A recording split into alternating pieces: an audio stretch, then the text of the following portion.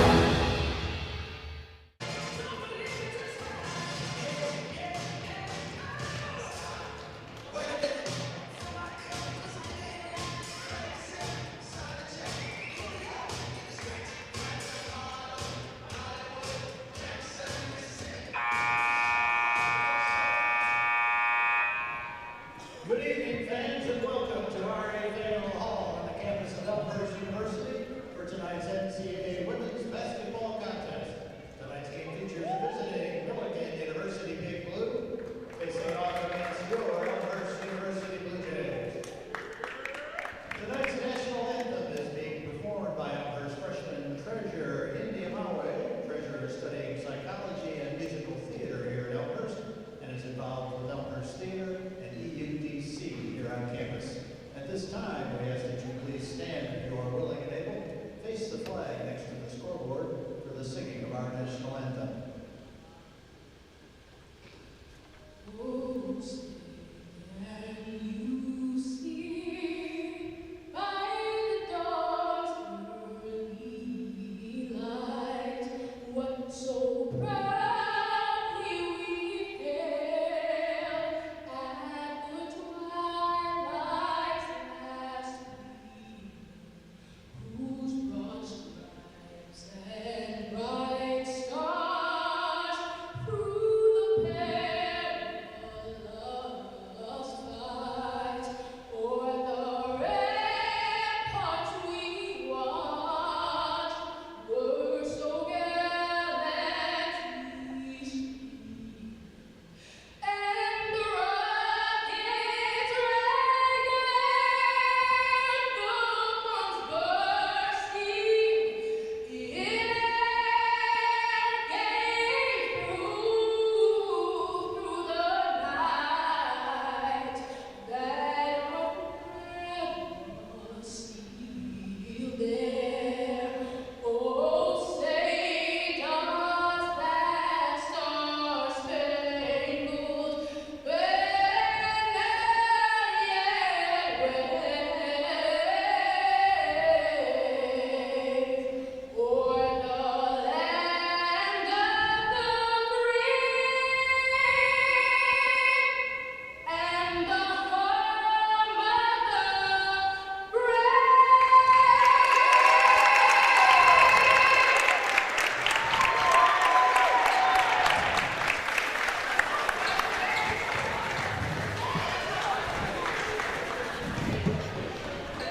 Let's meet tonight's starters. First four, University Big Blue. 5'6" senior, number 7, Mattia Tellis. 6 foot tall senior, number 10, Emily Wolf. 5 foot big sophomore, number 21, Izzy Hay. 5'11" senior, Emily Wilson. And 6 foot 2 sophomore, number 33, Maggie Schrader. Big Blue are led by Coach Kirsten Murray. And now the starting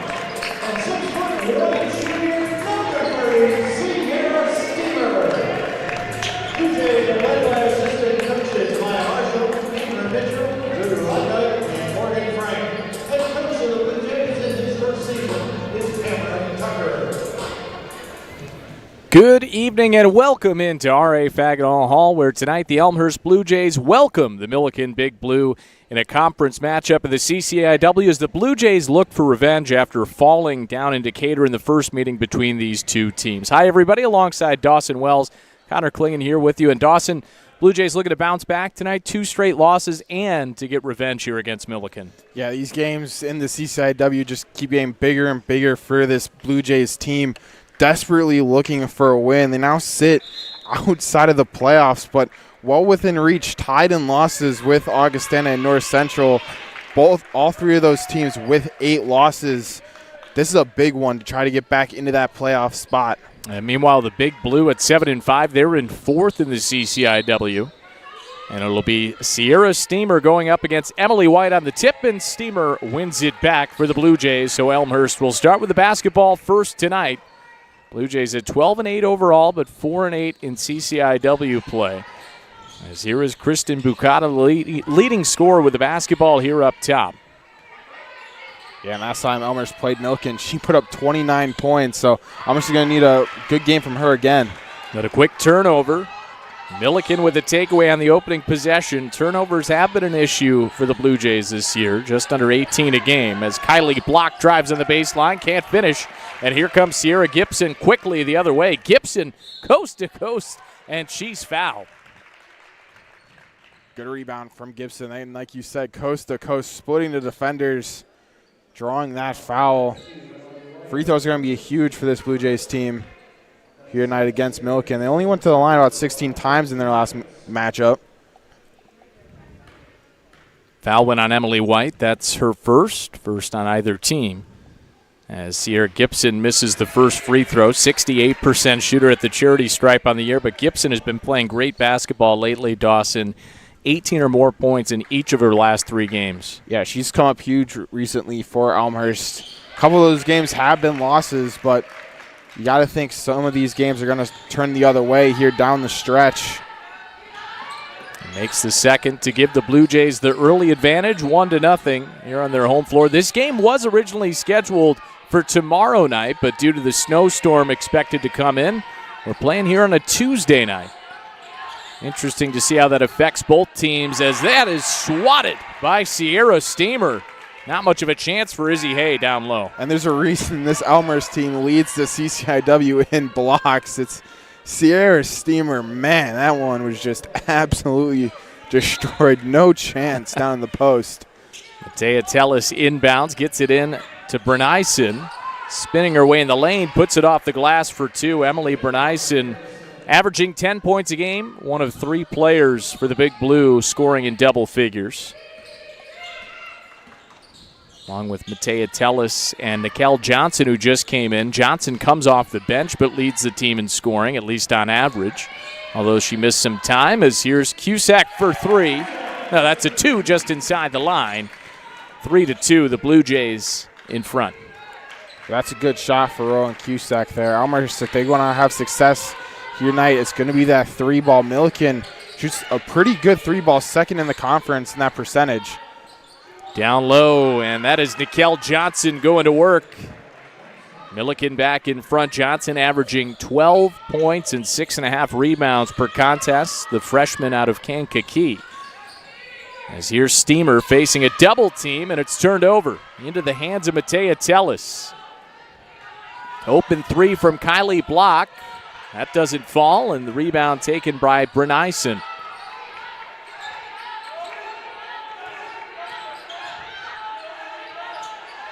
Bella Dudley, and they go in the opposite corner for Tellis on the baseline.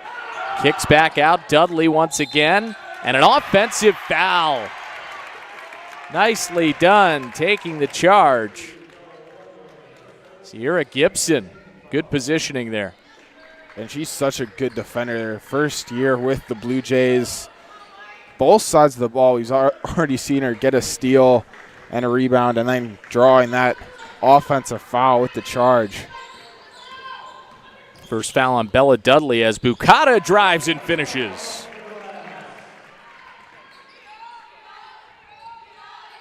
That's been the story this season for Kristen Bucata, Dawson, her ability to drive to the bucket. Yeah, her on-ball ability with the ball in her hand is just so good. One of the best players in the CCIW with that. Johnson, the short jumper, doesn't fall, but another opportunity, and she's fouled. 2 free throws coming for Nikel Johnson.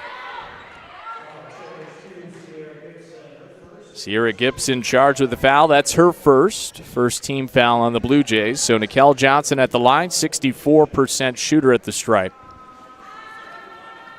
And as a freshman in this conference, in the CCIW, it's really impressive, the numbers she's putting up.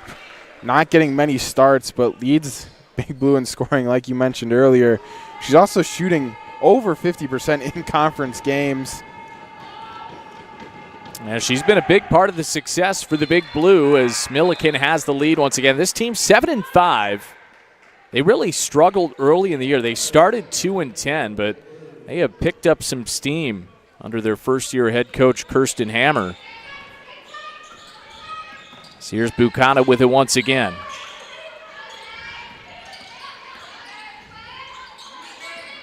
Gibson on the left side uses the glass well. Elmhurst doing a great job just collapsing that Millikin defense, getting high percentage shots near the rim. A kick out for Dudley. Her 3 too strong. Here comes Gibson once again. She is always looking to speed up the floor, and she goes all the way to the cup, in and out. Offensive rebound, Steamer. Putback attempt doesn't go, but a third try will, and it's a 3-point lead for Elmhurst. And that's just a good, hard-working bucket for Steamer. Had 3 defenders around her, stuck with the ball. Somehow found a way to get it in. Really good effort.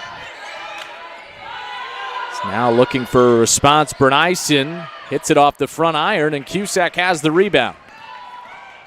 Rowan Cusack speeding ahead. Pass to Brown, but she's blocked by Bernyson.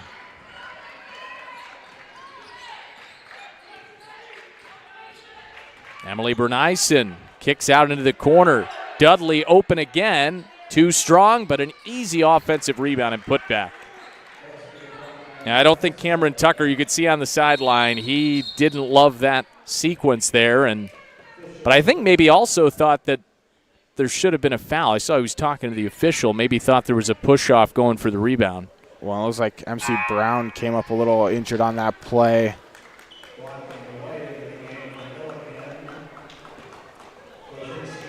Anna Klaczynski came out of the floor there for the Blue Jays, as you mentioned there, Dawson, with Brown heading to the bench. Klaczynski's definitely been valuable coming off the bench for the Blue Jays. Had 6.6 rebounds in that loss against Wheaton last time out for Elmhurst.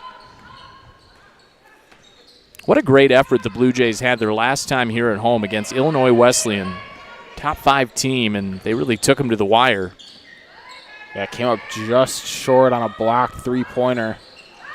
As Klaczynski's jumper doesn't go. Here is Carter. Dishes down low underneath, and a foul. This will go on Steamer. And Izzy Hay will head to the free throw line. Just got her on Steamer. But going back to that Illinois Wesleyan game, I mean, shows the hard work of this team. They didn't give up. They were down early, stuck with it, and really gave one of the best teams in the country. Was undefeated up until a couple nights ago, but really gave them a run for their money and almost had it. That's the story, been the story of the season. A lot of hard work, effort on both sides of the ball, just coming up a little bit short in some of these games and contests, especially in the conference. There have been things to build on for this team, and you look at some of the key contributors are all players that can come back, but you know that they want to clinch a spot in that CCIW tournament, see if they can make some noise. I mean, if you're able to take Illinois Wesleyan right to the brink, you're a team that has a chance to make a run in the tournament. Yeah, and Coach Tucker has talked about it with us after some of these games. He just wants to make the tournament, get into it, and cause some madness. I mean, you saw what in Division I, what NC State did last year, winning, 10 straight games or something in the tournament, and then made it all the way into the March Madness bracket. But anything can happen if you get in those conference tournaments. You never really know. It could be anyone's anyone's night on any given day, especially in a conference this tough and this close. Yeah, it is a difficult conference night in, night out. Credit to this Millikin team with the 7-5 record in CCIW play after that difficult start in non-conference. As the free throw goes there for Izzy Hay, sophomore out of Sullivan, Illinois.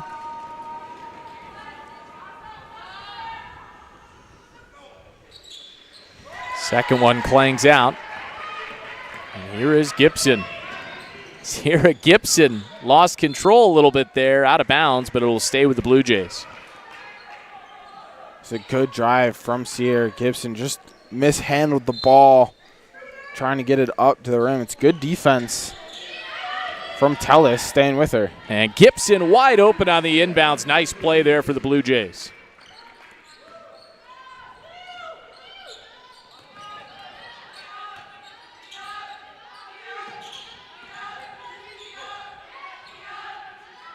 Here's Tellis.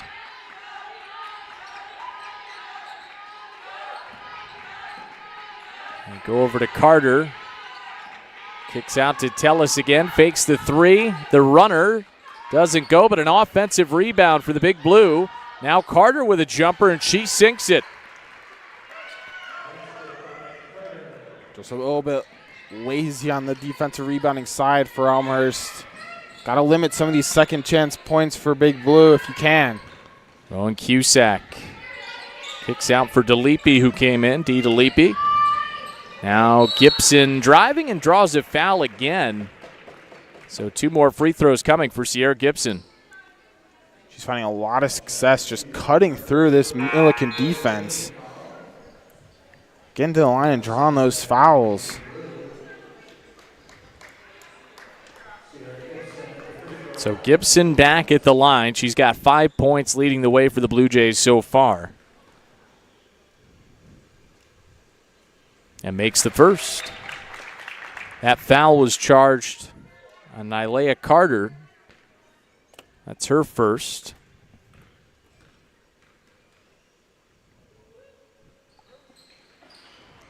Second free throw doesn't go. The rebound taken there by Block. Kylie Block, the senior, out of Philo, Illinois.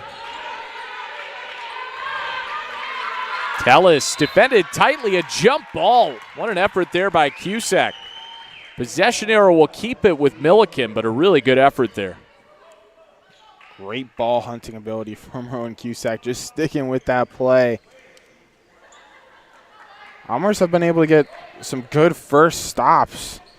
Millikin, though, 5 offensive rebounds, 8 second chance points so far. A majority of their points have been off of offensive rebounds. Block tried an extra pass, but it's a turnover. Well, going back to that rebound, Dawson, you and I were talking before this game that a big reason why Millikin has had so much success in conference play is their rebounding. They have a +2 rebounding margin in CCIW games, and, of course, they also shoot the three pretty well. Yeah, I mean, and we were looking at it. A lot of their other stats are kind of lower in the table, but rebounding in threes are going to win you a lot of games. And, I mean, they've won 7 conference games already, have a winning record in that 4th seed, so they're doing a great job just grinding out wins with those abilities. Gibson couldn't finish there. So far today, though, the Big Blue 0 for 4 from beyond the arc. You'd expect they'll get a couple to fall, but here's another turnover. That is the 3rd turnover of the opening quarter for Millikin, as Bella Dudley comes back on for the Big Blue.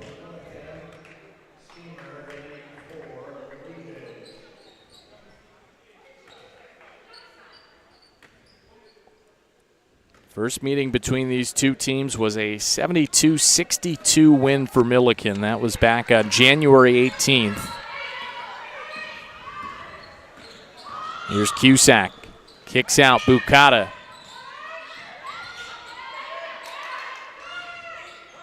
They go down low. Steamer can't finish. Battle for the rebound, and the Big Blue come away with it. Mikkel Johnson. Now they're looking to push the other way. Dudley kicks out. Bernyson Can tell that the Big Blue are hunting for that three. They'll take one here, and it's an air ball coming from Kylie Block. Yeah, you can tell that's clearly their identity. That's what they want to do on every offensive possession, it seems like, is find a way to get that three. They've shot 5 already, just haven't made one. Yeah, turnover there for the Blue Jays on the backcourt violation. Millikin, no points in the last 2+ minutes, but Elmhurst, no made field goals in the last 2.5, so both these teams a little bit cold right now.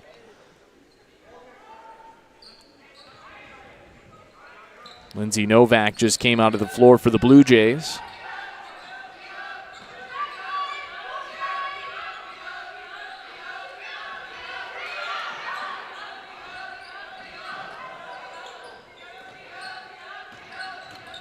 Bernyson to block. Now Dudley looking to drive, left it short, out of bounds. It'll stay with the Big Blue. This is just good rotation defense from Elmhurst. They're closing down well on the three-point line, but not overcommitting. Expecting that Millikin pump fake and drive, which they've been doing quite a bit. And this has been a very good defensive team for Elmhurst. They are first in the CCIW in opponent field goal percentage, but there's a made field goal for the Big Blue, Bella Dudley. And Millikin back in front, 13-12 with 1.5 minutes to go in the first quarter.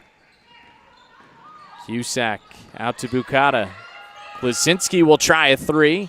Can't hit it, and the rebound taken by Block.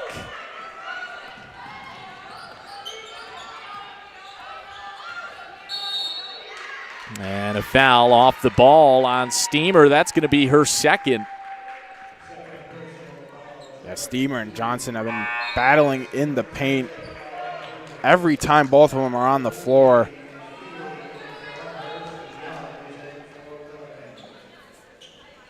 DeLippe and Ely come onto the floor.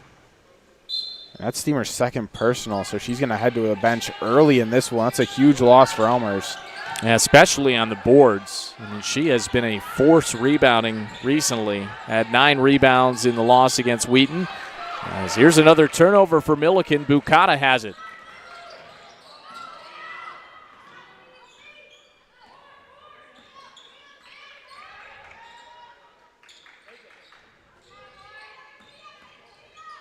Novak launches a three. Doesn't go. Tipped into the hands of Bukata.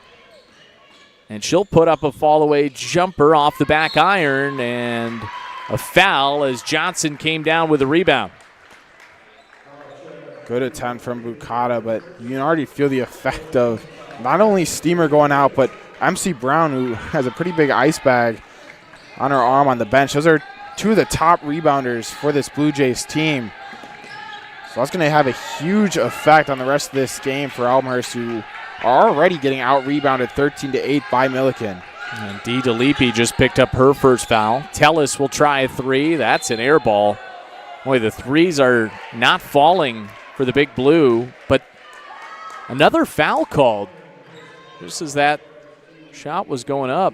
And it goes on DeLippe, so now she's got a quick two. The foul trouble for the Bigs could be a big issue here, Dawson. And not only that, Millikin now in the bonus shooting two. Yeah, just got to be a little bit more disciplined from here on out if you're Elmhurst. And we saw that replay. I didn't see very much in that one.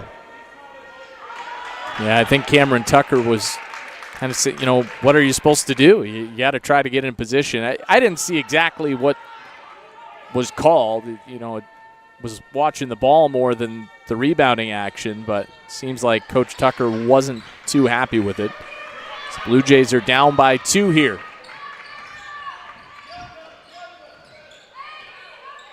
Can hold for the last shot of the first quarter. Bukata, a runner, pops out, but the rebound comes to Cusack with 3 seconds left in the quarter. Cusack to the bucket. What a way to end the first quarter for the Blue Jays. Great way. Rowan Cusack got that long rebound, turned around, looked at the opposite clock, saw she only had 5 seconds, said, I'm going to do this myself. Drove right to the hoop. Great way, like you said, to close out that quarter and end really a 4-minute scoring drought for the Blue Jays at the end of that quarter to tie this one up. It gives them a little bit of a lift at the end of that first quarter, and it was kind of a first quarter that was a little bit clunky, really, for both teams. There was turnovers on both sides, some unforced turnovers, and then for the Blue Jays, though, this foul trouble is definitely something to watch with Steamer and DeLippe both having 2. That's going to be tough going up against Nikel Johnson down in the post. Yeah, I mean, it's got to be a little bit more disciplined from here on out from those two. You're gonna get forced to play them. Not a lot of big bodies down there for Elmhurst in the post. I mean, those are 2 of your big rebounders on this team, especially if MC Brown isn't able to return in this one. That's really 3 big rebounders out for this Elmhurst team. It's going to be interesting to see what they can do on a team that's been struggling as of late to get rebounds. Yeah, especially against this Millikin team that, as we mentioned, in conference play, they've got a +2 rebounding margin. And in that first quarter, they had a +5 rebounding margin, 14-9. And DeLippe will start the second quarter on the floor. And Millikin, too, 11 second chance points. So they've been getting stops on Millikin's first chances, and then they get the easy offensive rebound, which they had 7 in that first quarter. Leads that easy points. Cusack out to Bukata in the corner. Goes to DeLippe, cross court. Ely on the baseline, and she's fouled. Johnson kept her arms up saying she was straight up, but the foul was called. That's who Elmhurst needs to attack, especially if Steamer is going to be out. Same with Kaczynski. That's who you need to attack in the post. That's Millikin's big rebounder. Averages just under 6 rebounds per game in conference games. It's the first foul on her. Ely 5 for 13 coming into this game at the free throw line and misses both. Rebound comes to Johnson.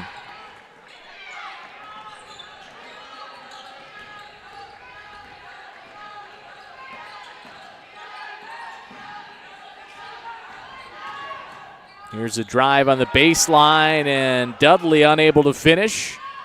Bukata quickly ahead the other way. Goes out to Novak in the corner. Her 3 doesn't go. Neither team has hit a 3 yet. Combined 0 for 9.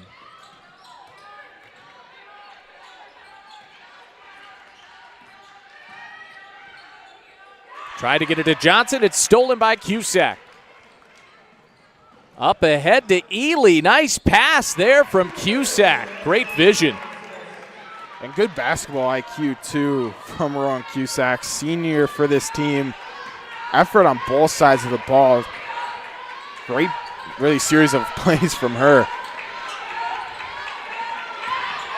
Dudley, short jumper, in and out, and Bukata the rebound. Blue Jays doing a better job not allowing those second chance opportunities as Bukata goes all the way to the cup, and she's got 2 free throws coming. And I expect Christian Bukata to start taking over this game here in the second quarter. She can get rebounds when she crashes. We're seeing it a lot already. She's up to 3 rebounds for this team. Sierra Gibson as well has 4 rebounds. So 2 guards can contributing on the glass for Elmhurst.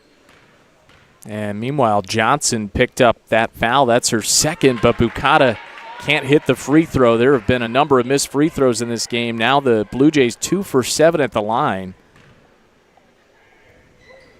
But the second does go.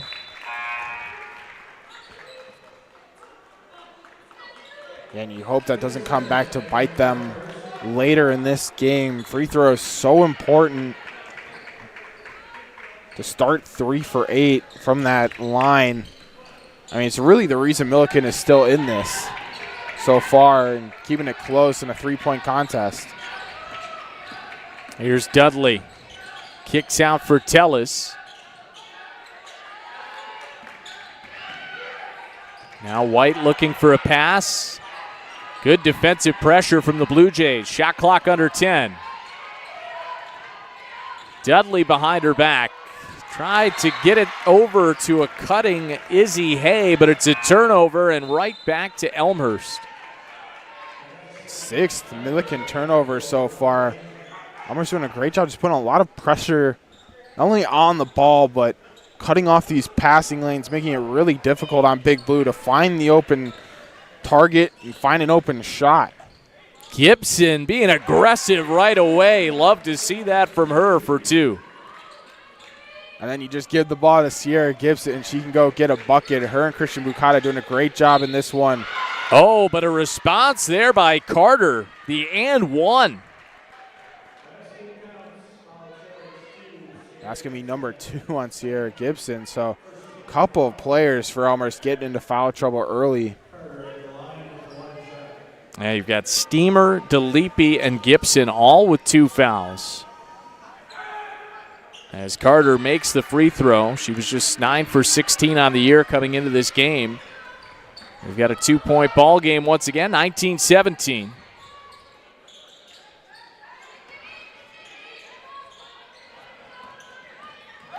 Gibson maybe got away with a push off there, but she can't finish in the lane. Here's Tellis. Kicks out, blocked for 3. No. And still no made threes. Millikin 0 for 7 from downtown. Bukata, what a crossover, but the runner doesn't go. That's 2 possessions in a row. Elmhurst had a clear run at the basket and just can't convert the layup after dropping their defender. Bernyson for 3. Still ice cold. Threes aren't falling, and another foul as they were going up for the rebound. That's going to be on DeLippe, so that's going to be her 3rd foul already.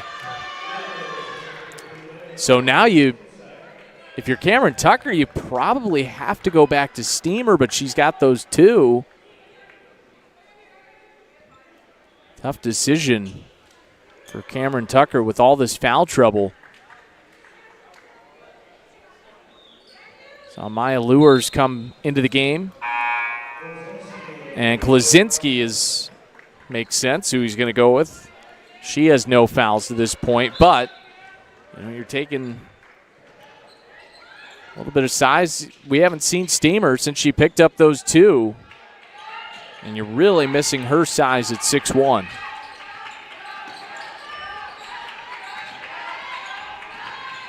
Carter in the lane with the bounce pass down low and another foul.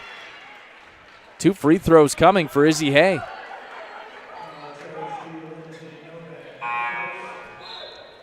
Lindsay Novak picks it up. That's her first, and that is the 4th team foul. Check that, 3rd team foul here on the Blue Jays in the 2nd quarter.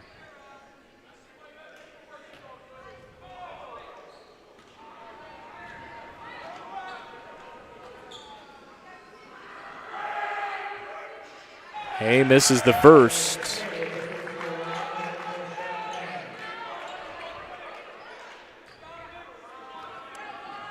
Free throws aren't falling too much on either side. Millikin a little bit better than Elmhurst, but they miss both here. Stretch pass ahead. Novak, a corner 3. Short. Cusack, an offensive rebound.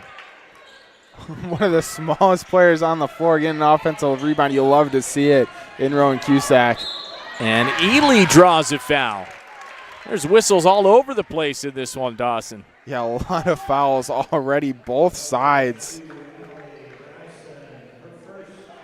You gotta start hitting your free throws. Neither team shooting that great. Both of them under 60% from the line. Elmhurst under 40%. Need to start converting on these shots. Sulika Ely missed both free throws her last time, but she makes the first here. Well, especially, Dawson, because of the way, and that's not to say it's right or wrong, but the way this game's being officiated, the free throw shooting's going to be huge. Absolutely. I mean, we've seen it both sides. There've already been 14 fouls called, and we're not even halfway through the 2nd quarter. And wide open underneath, Izzy Hay able to get behind the defense. Back to a 2-point game, but Cusack speeding down for 2. And we've seen that be an effective offensive tool so far for Elmhurst. Cusack, Gibson, Bukata, all just driving it coast to coast as soon as they get the inbound right to the rim. Really unguarded until they get to the three-point line. Here's Carter going against Cusack. Kicks outside, and Tatum Young couldn't handle the pass, and that's another turnover for the Big Blue.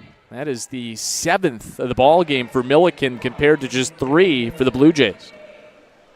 Numbers doing a great job just pressuring the ball, putting a lot of pressure on this Millikin offense. Haven't allowed many shots. Millikin shooting 32% so far. Travel called on Cusack. That'll give it back to Millikin, so a turnover on each side. Back-to-back possessions. That pivot foot just slid just a tiny bit, but that's how close this game is being officiated right now, and it's going both sides, so can't really complain very much. And that's all you ask for is the consistency. It's been a tightly called game, but it, as you said, Dawson, it has been on both sides. As Bernyson down the lane and off the glass. Good post move from Bernyson. Knew exactly what she wanted to do. Just committed to a great shot from her. Cusack hits the jumper. She's up to 8 points. Rowan Cusack, what a first half she's having. Yeah, perfect from the field as well. 4 for 4. Doing everything, shooting, passing the ball, and rebounding. 2 assists and 3 rebounds as well for Rowan Cusack. She's having a night. Tellis, the baseline jumper, rolls out. And Cusack, the jump ball. Got her hands on it. It's going to stay with Millikin, but that's the second time we've seen Cusack cause a jump ball. And the possession arrow to flip, as that'll send us to a short timeout. We're going to stay here, though. 4-point game. And, Dawson, as we've talked about throughout, the story of this one so far is a lot of fouls on both ends and nobody hitting from the outside. Yeah, 0 shots, and it's kind of shocking, especially from this Millikin team. I mean, in the CCIW, they've done a pretty good job. Second in three-point percentage in conference games. Just haven't been able to hit it. And it's been a lot because of this stifling Elmhurst defense, putting a lot of pressure on the ball, closing down well, but not over-committing where they allow the easy running layup after a fake shot. A lot of credit to this Elmhurst defense right now. That's been a strength of this team. Rowan Cusack, she's been the star for the Blue Jays in the first half. Her season high is 14 points, and she's got 8 here in the first half. And the effort on both ends from Cusack has really been impressive. And she's especially had to step up because, as we mentioned, this foul trouble. You've had Sierra Steamer with the 2, Dee DeLippe picking up 3. MC Brown also came out of the game early. We hope she's all right, but looked like she was dealing with something. So the guards have really had to step up in multiple ways for the Blue Jays. Yeah, I mean, Christian Bukata, Rowan Cusack, and Sierra Gibson, 4, 3, and 3 rebounds. They've been the one primarily rebounding for the Blue Jays. Doing a great job so far, stepping up when the bigs are down with foul trouble. Offensive rebound for the Big Blue, and Emily White converts. Once again, a second chance opportunity, and the Big Blue don't let it go. 2-point game once again. Lures in the corner. Took a bump and finished. A little bit of an awkward shot, but she got it to go. Looked like she thought she was fouled. And now a steal. Lures once again, and she draws a foul this time, and she'll head to the free throw line for 2. Great cut in by Lures. At time draws the foul. But a lot of these role players that needed to step up in this game after some of these games where it's been all Christian Bukata or Sierra Gibson, they've stepped up so far. Natalie Hardy coming on. We also see Jackalia Ravisi on the floor, the freshman.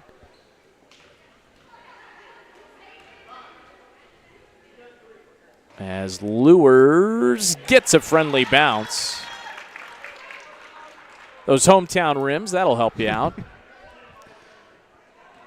Up to a 5-point lead now for the Blue Jays. That is the largest of the ball game. Second doesn't go.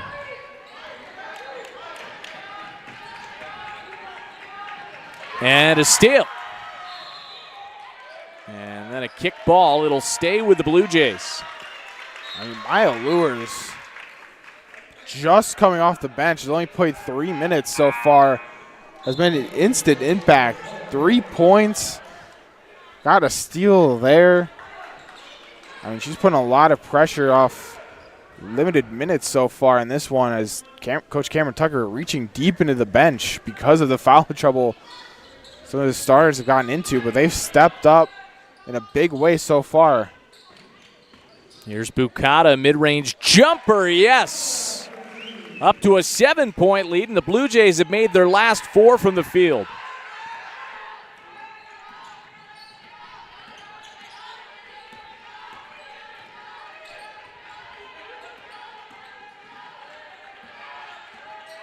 White driving the left side, had it poked there by Cusack. Gets it back out, Dudley. Now White on the drive again, has it poked away. Hardy got a hand in there, and it came into the hands of Ravisi.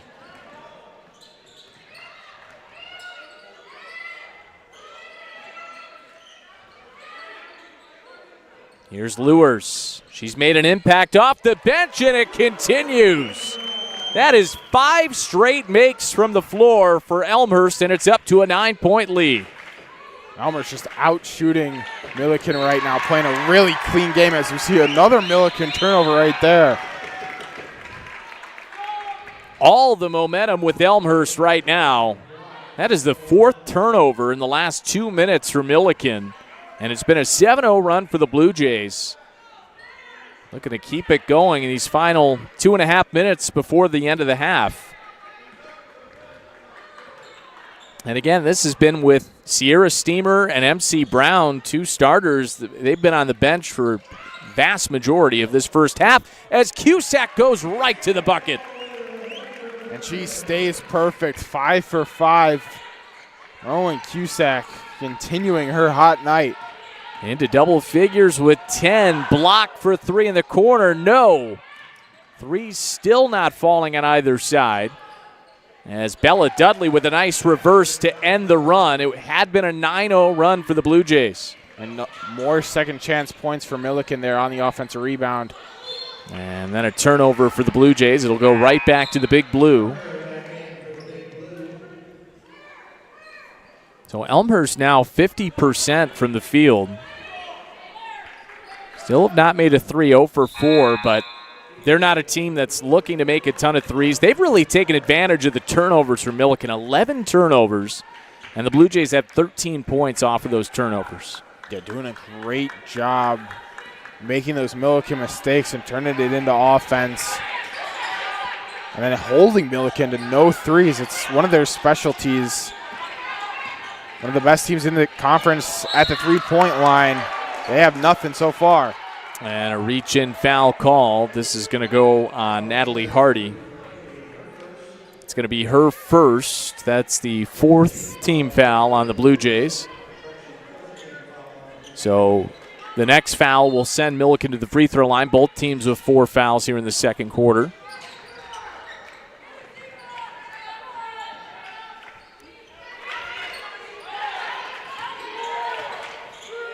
Bernice Tellis pulls up, free throw line extended, pops out, but an offensive rebound again, and they go right back up with it for 2, Izzy Hay. And the second chance points continue to be huge for the Big Blue. 17 now, second chance points for Millikin. They've really taken advantage of those offensive rebounds. And now a jump ball. The possession arrow will keep it with the Blue Jays.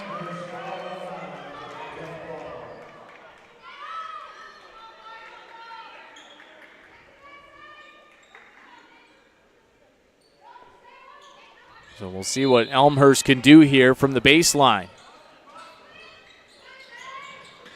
Get it into Bukata. He's had a relatively quiet first half by her standards, 5 points. Here's Cusack, and that's her first miss of the day. Hardy, top of the key, three. Yes, that's the first made three of the game on either side. And it comes courtesy of Natalie Hardy. She's one of the best three-point shooters for this team. And an offensive foul as the charge was taken by Sulika Ely. Yeah, she read that all the way, got up really early and just stood her ground. I mean, she was stood there for a solid 3-4 seconds before she got ran into.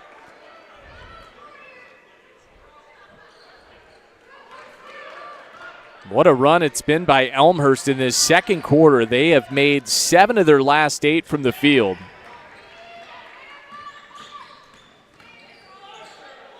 Hardy from the same spot, and she got it again. 13-point lead for the Blue Jays. Bernyson, and that one goes way into the seats. You could see maybe Millikin pressing a little bit for a bucket, as it's been a 6-0 run for the Blue Jays. Yeah, and it's starting to get loud in here, Car. Student section is making a lot of noise. Bench for Elmhurst is going crazy. Love to see it here in Elmhurst on a Tuesday night. Blue Jays have scored 26 points in this second quarter. We were tied at 14 after one, and the Blue Jays have doubled up the Big Blue here in the second. Bucato, why not? Oh, she can't hit. But an offensive rebound, and Novak is fouled. 2 free throws coming. The guards for Elmhurst doing a great job crashing the boards, getting these rebounds. Elmhurst getting out-rebounded right now, 24-16, but a lot of guards, smaller, undersized players for the Blue Jays, like Lindsay Novak right there, just getting that rebound, getting to the line, giving her team a chance for second chance points. The one downside of this first half for Elmhurst has been the missed free throws. They're 6 of 13 at the line, but Novak makes that one. 14-point lead for the Blue Jays. Putting some pressure on in the backcourt. Tellis from way downtown, and that is well short. What a second quarter, Dawson, from the Blue Jays. Maybe one of their best quarters of the season as they have a 14-point lead. Absolutely, and this is the game they need to do it. And really, towards the end of this season, they need to continue to build off this quarter specifically through the rest of their games. They need this win to try to get back into the playoff hunt. Great effort from them. 27-13, the Blue Jays outscore Millikin in the second quarter. They've got a 41-27 lead. We're going to step aside here from Elmhurst. We'll be back with more. Blue Jays lead by 14.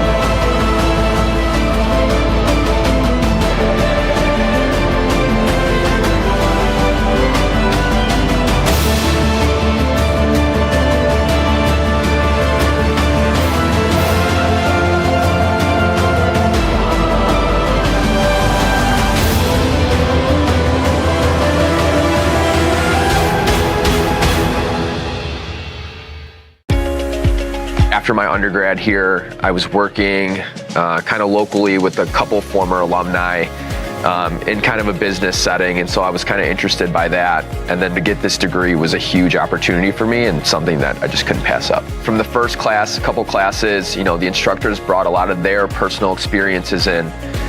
So it was a lot less of like, hey, let's just read the book, let's go over the text. It was more like what they brought to the table, what they've learned in their careers. And for me, that was huge because being in the small size class, having an instructor that's going to be more engaging, it just made for a better overall experience. I was always looking for something that was going to be data driven, I was really interested in some of the storytelling that we did with the marketing class. So in my career currently, I'm an insights manager at a market research firm. Having the opportunity to specialize in something made it easier for me to narrow in on an industry. When I transitioned from the MBA program into my role now, I felt like I could take on things right away and hit the ground running. It's not only getting the degree and using it to elevate your career, but I learned a lot about myself as far as being challenged and stretched to be able to balance coaching and classwork and a job and relationships, friends and family and things outside of that.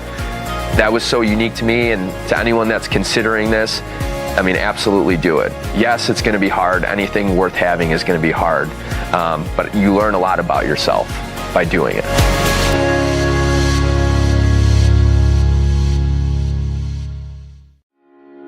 When I graduated in 2020 with my undergrad, I knew I wanted to continue my education. It was a natural choice to come back to Elmhurst. I had grown to know and love the faculty, the students, the environment, the curriculum, the flexibility behind the MBA program. Since I didn't really have a specialization, I took that time to take entrepreneurial classes, marketing classes, to see which path I really wanted to take. And in doing so, that allowed me to kind of figure out what I wanted to do afterwards. An exciting thing that the MBA has enabled me to do, I have two different perspectives, one of my own obviously, but also from my profession. I do talent acquisition, so I'm able to review resumes and applications of people who have and do not have master's degrees or MBAs, so I know the real life implications of having an MBA. For myself, it just allowed me the opportunity to take that extra step in my education and help to understand which direction I wanted to go. If you're looking for an opportunity to connect with others, to build networks, this is a great opportunity to do that. There's a small class size. They focus on team building and projects revolved around that. So Elmhurst gives you that opportunity to, not only see what you're good at, maybe learn from others and see how they work and how they work with others and how you could maybe expand upon that. If it wasn't for Elmhurst, I don't know what I'd be doing right now.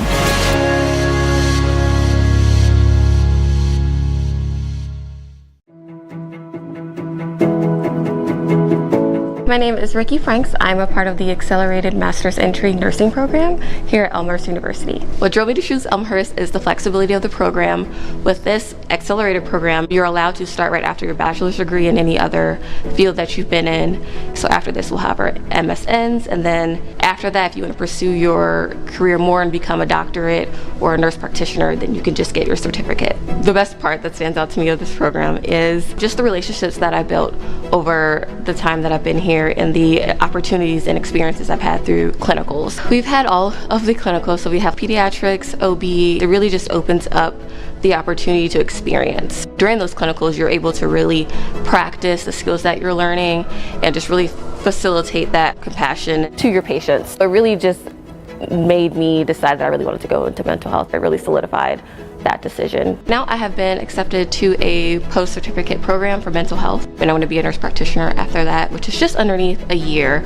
I really want to advocate for patients, people who don't really have voices in those vulnerable populations. I really just want to make sure that they're heard and that they're cared for in the way that they should be.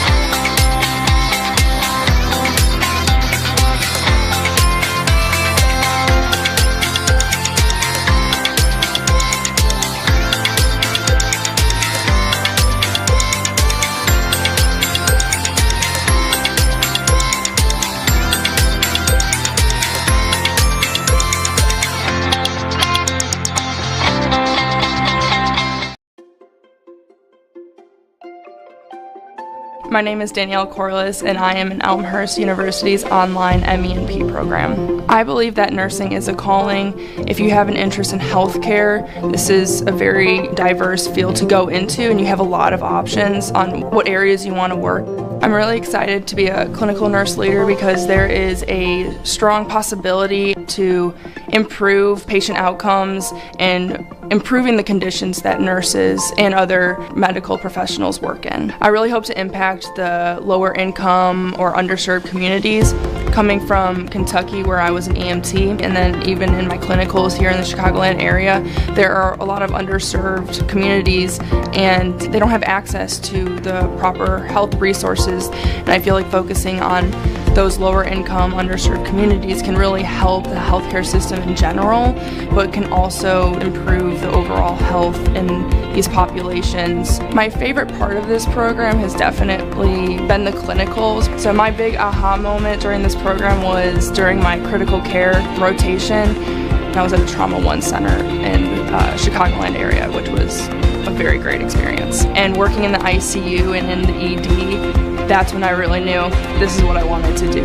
Listening to my classmates and my friends talk about their experiences in clinical has been a really exciting experience, just to hear that they're doing well and that they're having the experience that we all hoped for, and that we're able to put the knowledge that we've learned in class into the actual setting and into the real world with real patients. It's very exciting because we're almost at the finish line.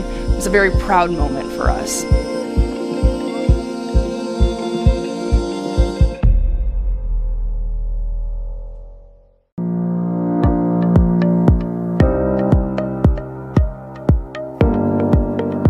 Transformative education happens not just in classrooms, laboratories, and libraries. Throughout the university's history, our gymnasiums and playing fields have been the sites of wins and losses, but also of lifelong friendships formed and lifetime lessons learned. If I could send a message to the donors, I'd thank them for everything, because I do everything that I do on this court because of them.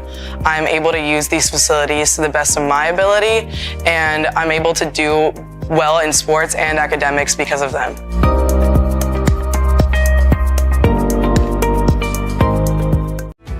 The cohort model is actually really wonderful because you get to meet lots of different people from all different backgrounds, all different ages. Everybody's unique in their own way, where we express our ideas and we learn different things from each other. I didn't really kind of realize how helpful it was going to be, how much I would rely in my classmates. We all are able to reach out to each other to help each other. Nobody's like left in the dark. We all learn together that way, and so it helps us all succeed together and makes us happier about each other's successes as we move on. It actually has become a support system for me.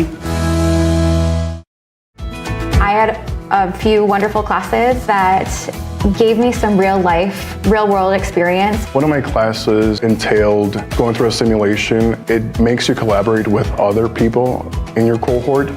And it just makes it more engaging. I got a chance to have an internship. They liked me so much that they offered me a contract. I was able to get an internship. It did help me find that that might not be the right path for me, but at least with a business administration degree from Elmhurst, it matches a lot of roles more than just one thing, so it's very versatile.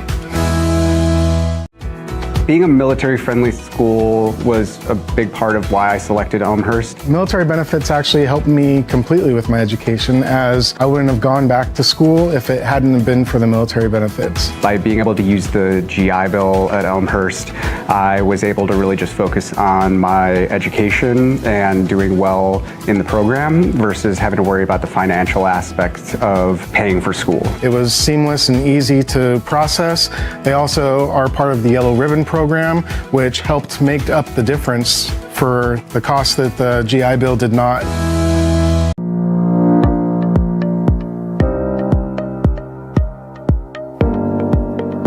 Transformative education happens not just in classrooms, laboratories, and libraries. Throughout the university's history, our gymnasiums and playing fields have been the sites of wins and losses, but also of lifelong friendships formed and lifetime lessons learned. If I could send a message to the donors, I'd thank them for everything, because I do everything that I do on this court because of them. I'm able to use these facilities to the best of my ability, and I'm able to do well in sports and academics because of them.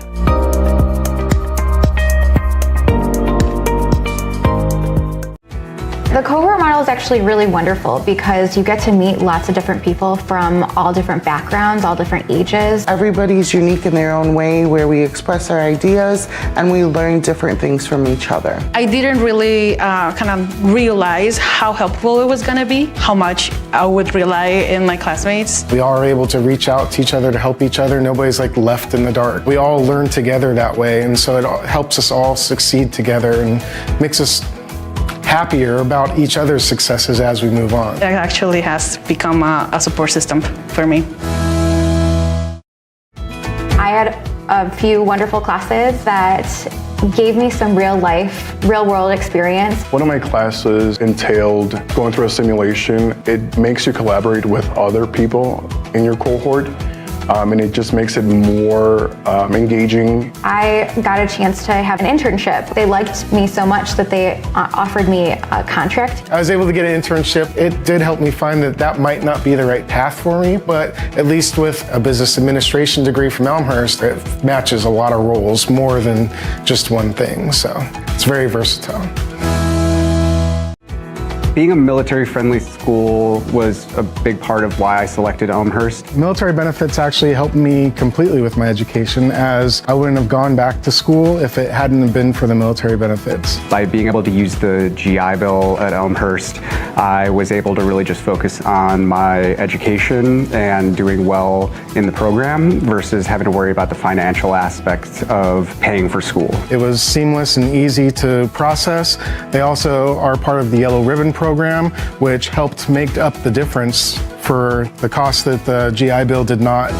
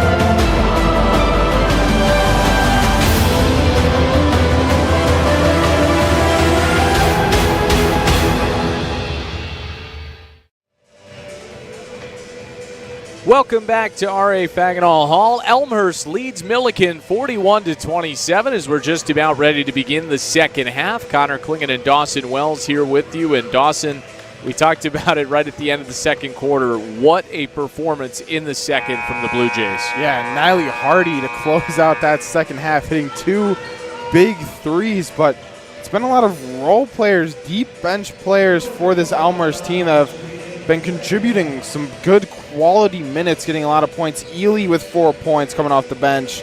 Lures with 5 and Hardy with 6 points, all coming off the bench, helping this Elmhurst team extend their big lead in that second quarter, outscoring Big Blue by 14.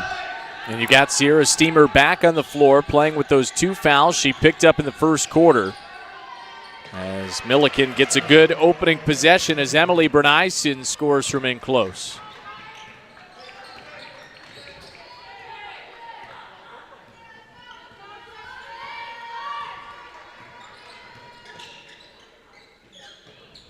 Wouldn't be surprised to see Millikin try to attack the post a little bit more. They were 0 for 9 from 3 in the first half as this is stolen by Tellis.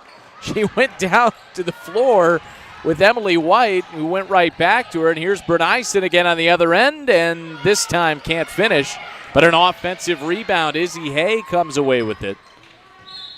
Tipped out of bounds here. It'll stay with the Big Blue. I mean, that's been the story really of this entire game so far. Millikin coming down, getting stopped on their first attempt, hitting an offensive rebound, and then putting up some good shots. 17 second chance points for Big Blue in that first half. Gibson comes down with the rebound, hustling all the way down to the other end. Can't finish on the runner. Offensive rebound, Steamer, and she gets the bounce off the back iron. And Sierra Steamer, good to see her back in the ball game after sitting much of the first half with the 2 fouls. Yeah, Sierra Gibson and Sierra Steamer back in just with a little bit of foul trouble. There'll be big impacts as long as they can stay disciplined and not foul. And finally, the Big Blue knocked down a 3. Matea Tellis, 43-32, an 11-point game. That's a big shot for Millikin. They're going to need to keep going to that one if they want to come back in this one. Down 11 in this third quarter. They're going to need to rely on three-point shooting. Something they've done well so far this entire season, but not done well tonight. Ely, right side of the lane, no, off the glass. Tip back out and taken by Bernyson. Pushing ahead into the front court, and a foul as Emily White went up. Looks like this will go on Bukata. Elmhurst needs to be careful here to not shoot themselves out of this game. They shot well in that first half, shooting 50% on the floor. Need to come out in this one and get high efficient shots around the rim. It's been an area they've been pretty efficient so far tonight. 22 points in the paint, even stat for both teams. Emily White missed the first. She makes the second. 10-point game with just under 8 to go here in the third quarter. As Cusack will bring it up the floor. What a first half she had. 10 points, 5 of 6 from the field, 3 rebounds and 3 assists. But she has it stolen. Nikel Johnson. And now ahead to Tellis. She's fouled and won. And what a response by Millikin coming out of the break. Rowan Cusack, not a lot she could do there. Just trying to stop the fast break for Millikin. Ends up committing the foul. Millikin doing a good job now on defense. We saw it with that double team on Cusack, forced that turnover and steal. Tellis makes the free throw.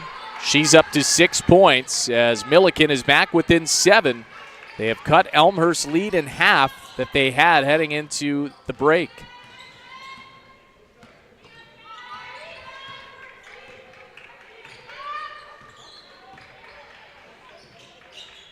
Here's Gibson. Driving down the lane, tried to dish it for Steamer. It's loose on the floor. Johnson had it, jump ball. It'll stay with Elmhurst. It's a little bit sloppy passing right now for Elmhurst. Need to clean it up a little bit. They did a good job in that first half passing the ball. Just need to clean it up here. Playing some early turnovers, allowing Millikin back into this one after a good second half. Just need to build off that. Get it into Gibson. She kicks out. Cusack for 3. Yes! What a ball game Rowan Cusack is having. 13 points for her now. That was just great off-the-ball movement from Cusack to find the open spot after the double team. Exactly what you want to do on offense if you're Elmhurst. And boy, did the Blue Jays need that. Now Millikin looks to respond. Johnson in the post. Steamer blocked it. Cusack ahead to Gibson behind the defense, and she has the easy 2. The lead back to 12. And there you go. There's some good passing from Elmhurst to get themselves back to a big double-digit lead. This is exactly what you needed to do in those last 2 possessions. Baker on the drive. Offensive foul.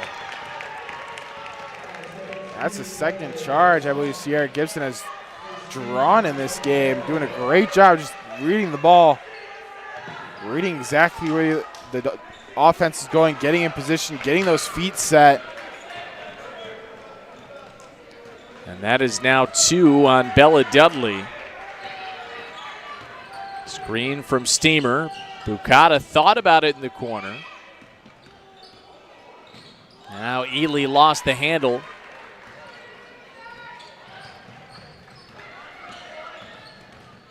Dudley to a cutting Tellis, but off the bottom of the backboard. Out of bounds. Blue Jays touched it last. I'm not sure. Huh. That was interesting. I don't know there. That was a little bit odd. Yeah, I mean, and although the Blue Jays didn't complain about it, so I'm assuming somebody must have touched it on the baseline there, which led to the ball going to the backboard as Tellis's jumper doesn't go, but an offensive rebound. Johnson, another offensive rebound, and that doesn't go. I mean, you already see the impact Steamer has when she's in the game, just affecting shots.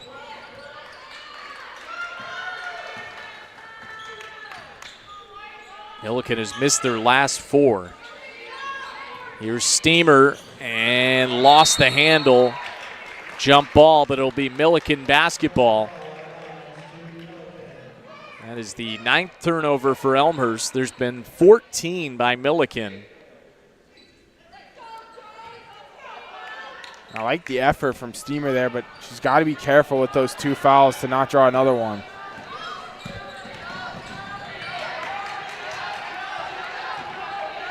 Carter against Cusack. Now a baseline drive, left short. Johnson had the rebound for a moment, but loses it out of bounds.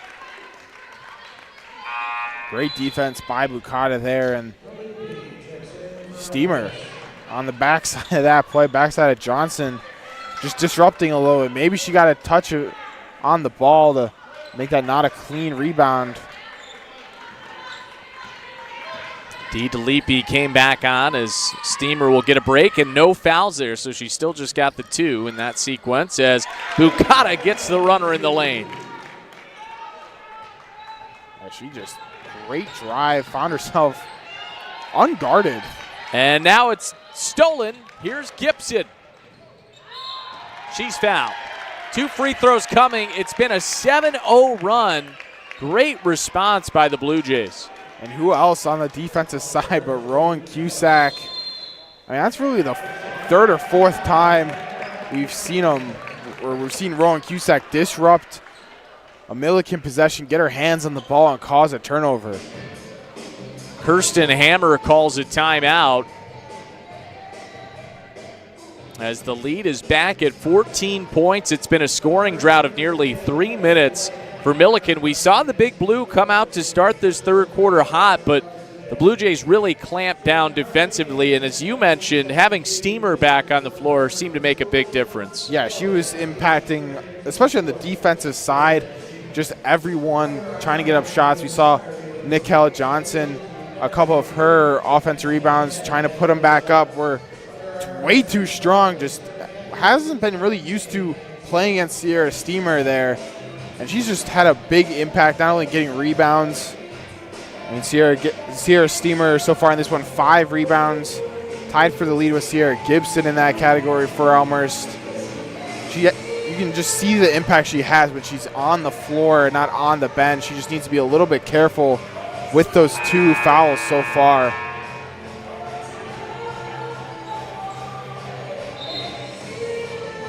Been an even 3rd quarter in terms of scoring, 9-9, but a 7-0 run for Elmhurst. So Millikin started it out on a 9-2 run, but the Blue Jays have responded with a run of their own and looking to extend it here at the free throw line with Sierra Gibson, as Tellis picked up her 2nd foul of the ball game.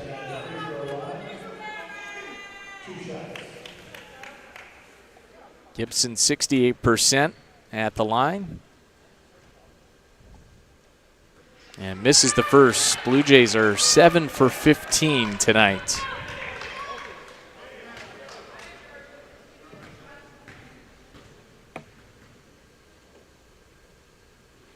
Second free throw goes, and it is a 15-point lead for the Elmhurst Blue Jays, the largest they've had tonight.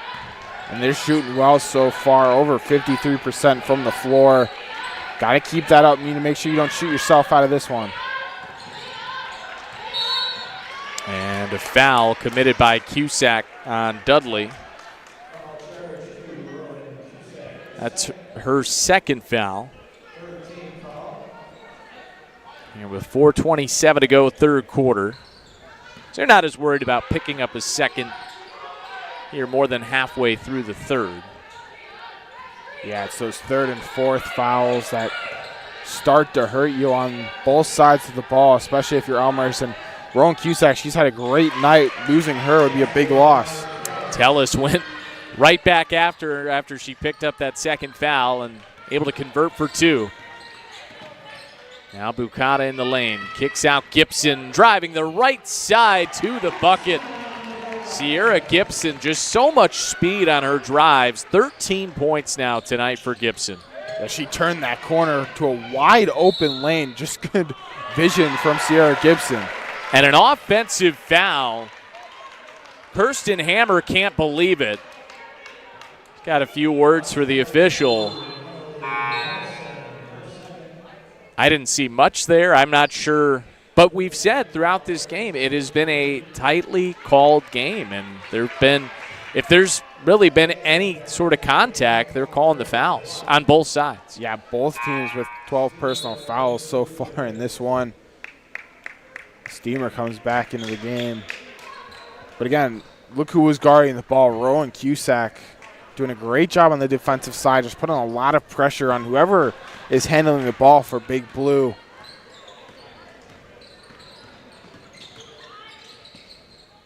Hands off Gibson. She's looking to drive again, and she's got another bucket. She has just been a machine scoring in the paint. 15 points for Sierra Gibson as that 3 doesn't go. And out of bounds on the baseline there is Tellis, as the Blue Jays have built the lead to 17 points with a 12-2 run and a timeout taken by Millikin. Elmhurst doing a great job just building off that great second quarter they had.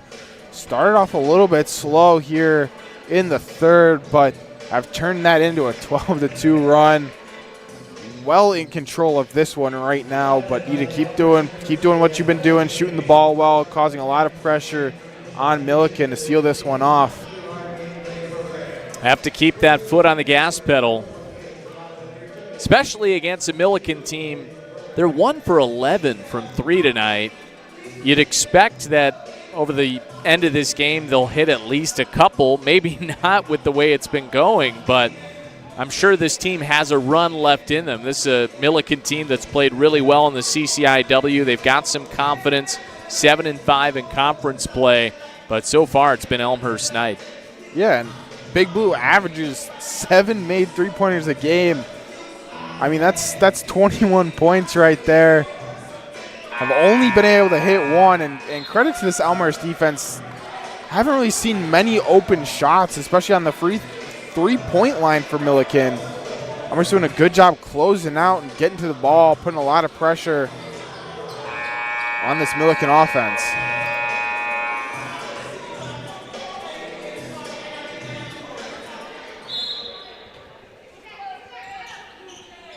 So the Blue Jays with the ball looking to build on this lead.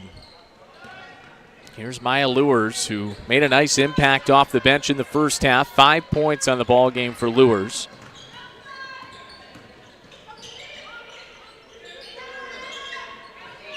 Steamer in the post has a mismatch, a little bit short. And Millikin will bring it the other way.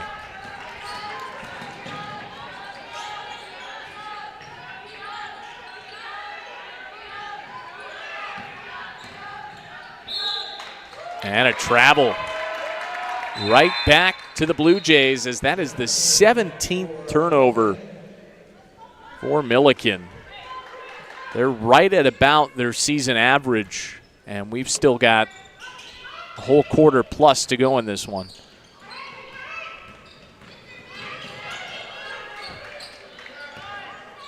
Bukata down low. Steamer can't finish. Offensive rebound. And a foul. That's going to be number 3. No, that goes on Millikin. And they're going to discuss this, though. Yeah, wow, jump ball, and it'll be Elmhurst basketball. So they decided no foul. Must have saw a tie up there with Steamer before Millikin got out of it.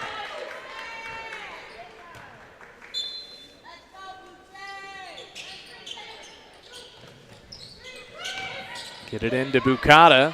Had it poked away. Able to get it to Cusack. Gibson to Steamer. Great passing by the Blue Jays. Leads to a bucket. Yeah, that's just great ball movement. Started with Bukata just quickly breaking the double team. Left Millikin struggling. As White hits the three. Second made three for Millikin.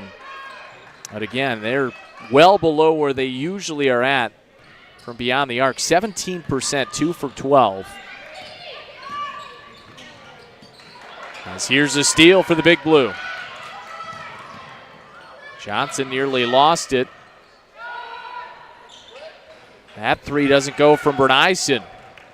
Cusack tried to get it ahead for Lures, nearly stolen, but out of bounds. It'll be Blue Jay basketball. And Elmhurst is going to get a little bit lucky on this one. Good idea from Cusack, just a little bit underthrown. Trying for the full court pass. I mean, she's got 5 assists tonight, by far and away the leader for Elmhurst in that category. Looking to get it in, and eventually does to Bukata.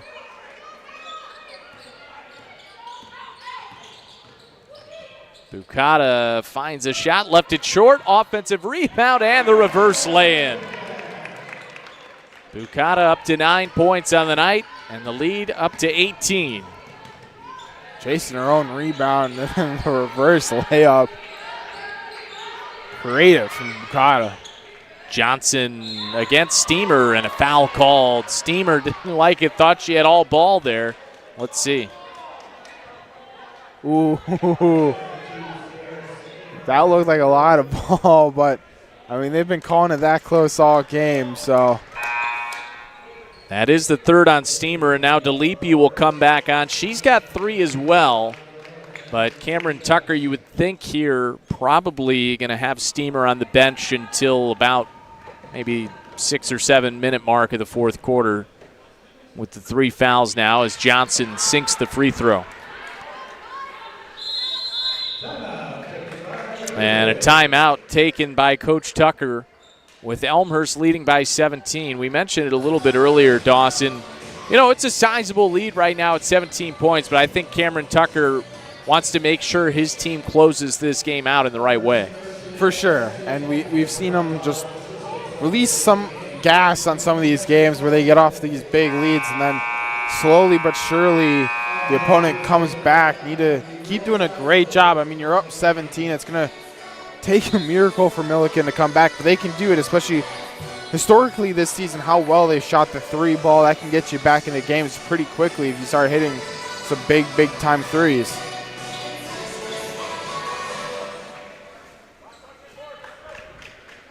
So Johnson with 1 more free throw to go, with Millikin down by 17. And she makes both. Now the Big Blue applying some pressure in the backcourt, hoping that'll lead to some turnovers.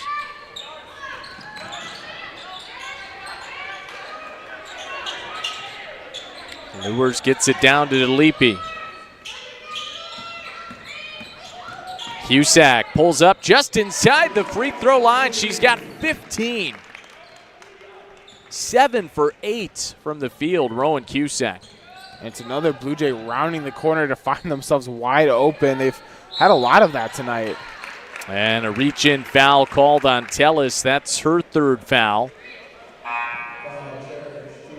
Yeah, just coming in a little too hard on DeLippe there after the rebound.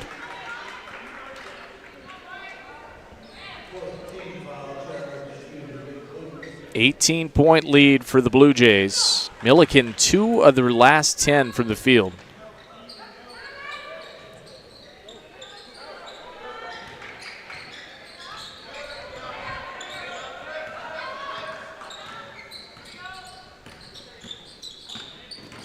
Bukata spinning her way, kicks out. Now DeLippe, stolen. Carter into the front court. Cusack down there. Smart play there by Rowan Cusack, deflecting it out of bounds. Doing a good job, Rowan Cusack, especially with 2 fouls. just staying with the ball and then smartly at the right time. Yeah, timed that up very well to not get the foul. She did just that. Here's Carter. Millikin holding for the last shot of the third quarter. Carter clearing everybody out. Goes to Bernyson with 2 seconds. Has to put it up, and it doesn't go at the horn. So that'll do it for the third quarter with Elmhurst leading by 18. We saw Millikin start that third quarter on a run, but a really good response by the Blue Jays to build up their lead even more, Dawson. Yeah, and they got that lead down to, I believe, within 5 points, and then Elmhurst just took control of this game, outscored Millikin 20-16, doing a great job both sides of the floor, offense, defense, and finding a lot of high percentage shots are the Blue Jays. They certainly are. 54% Elmhurst overall from the field. And they're 3 for 8 from 3. They've been selective on the three-point shooting, but they've made more than Millikin, who's 2 for 13. Turnovers have also played a big role in this game. 17 for the Big Blue.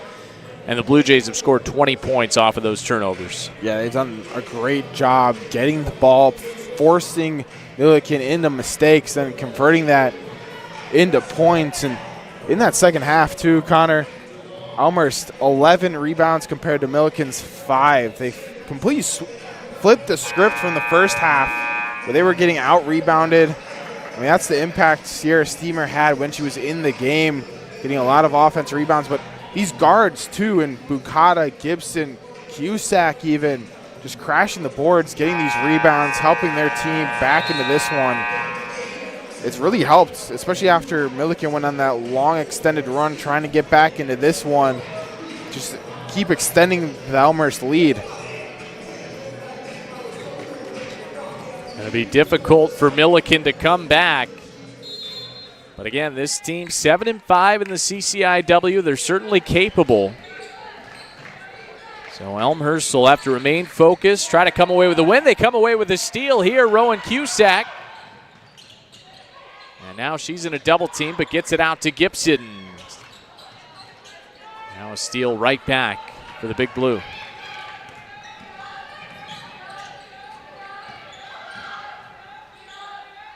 Carter, an open 3, off target, lures the rebound. And Maya Lures lost it on the baseline. Carter has the easy 2. That's just a mistake from Maya Lures, just going backwards. Went under pressure, lost control, maybe slipped a little bit. We'll see it right here, just throwing the ball away when under pressure. Need to go forward in those situations.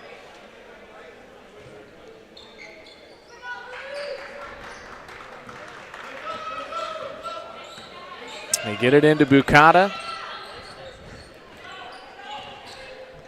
To a cutting steamer right down the lane, but it doesn't fall, in and out.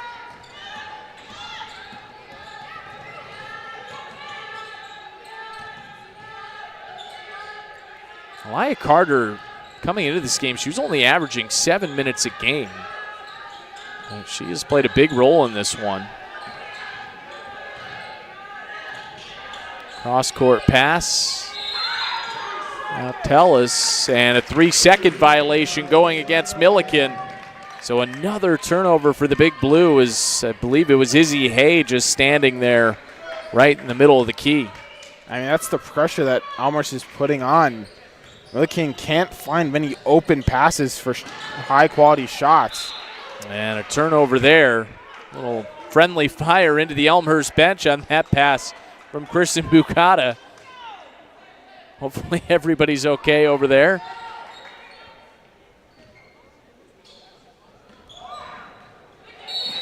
And a reach-in foul called. I believe they're going to get Gibson on this foul. That'll be her third.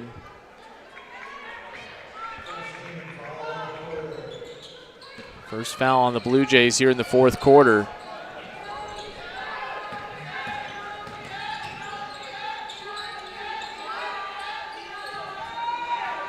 That 3 doesn't go from Dudley. this pressure is really ramped up for Millikin, and Blue Jays have had a little difficulty dealing with it, but now Gibson draws a foul. Yeah, they got it out of it that time and had the opportunity for the break. Gibson just slowing the game down a little bit. The clock is your friend now if you're Elmhurst. Just want to get late in shot clocks, have long possessions if you can. Just shorten this game with your big lead.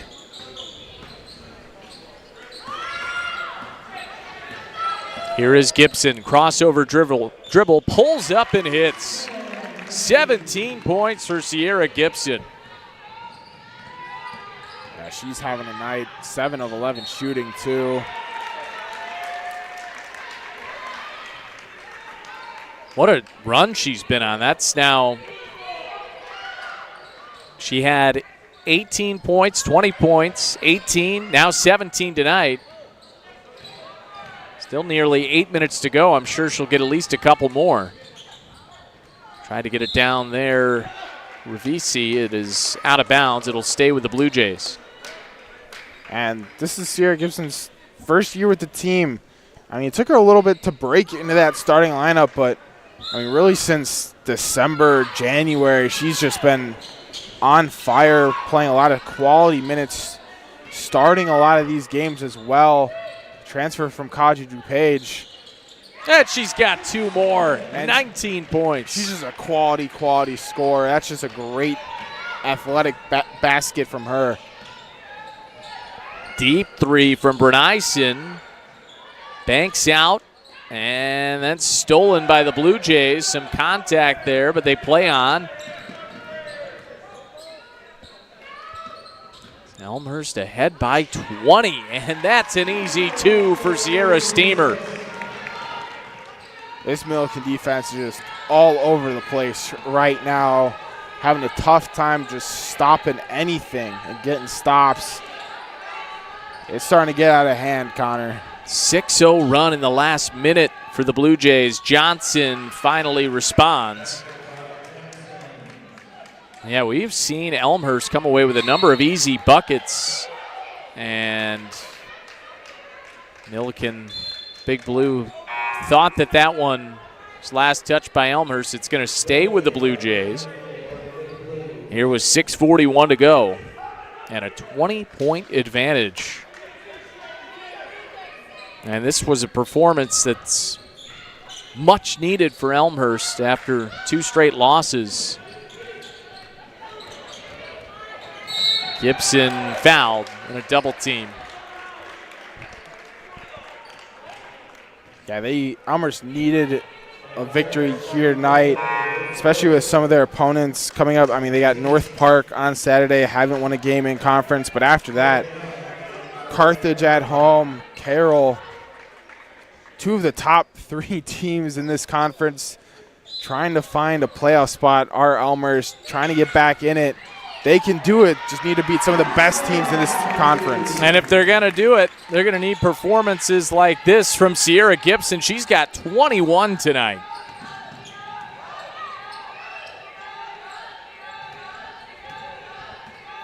Continuing to play her best basketball down the stretch as it was nearly stolen.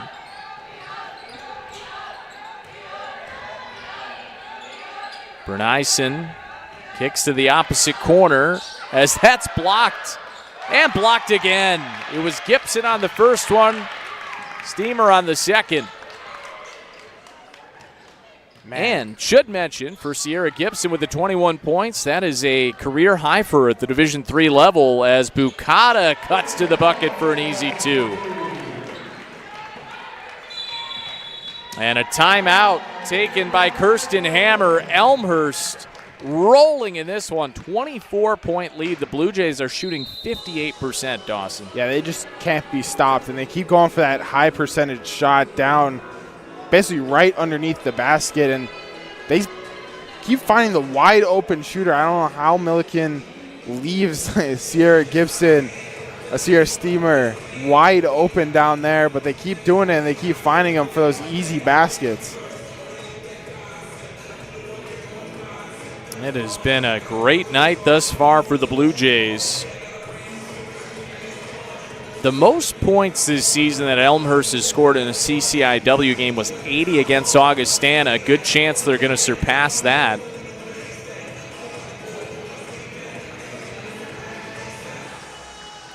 Just a great all-around performance, and so many different players chipping in. You've got 3 players in double figures. Gibson with 21, who we've mentioned. Cusack all around, 15 points, 4 rebounds, 6 assists. Kristen Bucata, 11 points and 6 rebounds. And Sierra Steamer, even with the foul trouble, 8 points and 6 rebounds. Yeah, she's had a great night. Steamer with 3 blocks as well. Rowan Cusack, 2 steals, has been all over the place offensively and defensively, just causing havoc.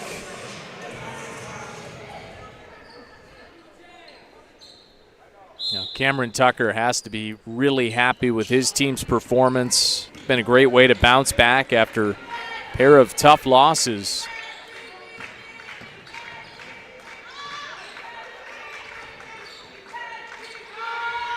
Kick out 3, and that goes. Emily White hits a 3, 21-point ball game. Second 3 White has made in this second half. Smart play there by Cusack, as she maybe had an opening to go for a bucket, but right now the Blue Jays want to run some time off of the clock. Steamer back to the basket, trying to put up a shot. She does, but a travel called before the shot attempt. Okay, trying to go to work on Nikella Johnson in the post. The freshman putting up a good defensive stand there on Steamer. White drives all the way. She's got a chance for a 3-point play. Emily White up to 11 points. And that leads the way for Millikin. Foul goes on Bucata, her second. Second team foul on the Blue Jays. Quick 5 points for White, now 6. Back-to-back possessions, 3 points for White. Trying to somehow create a miracle for Millikin. That'll help out the old scoring average. Absolutely. Gibson, what a move. Split a couple of defenders, hanging in the air for the jumper. She's got 23.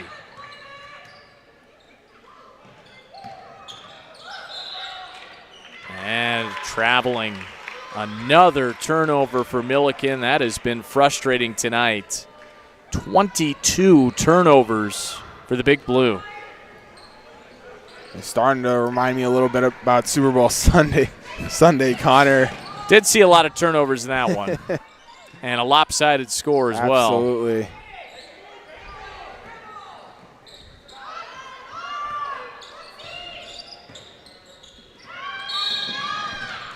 As Gibson commits a reach-in foul.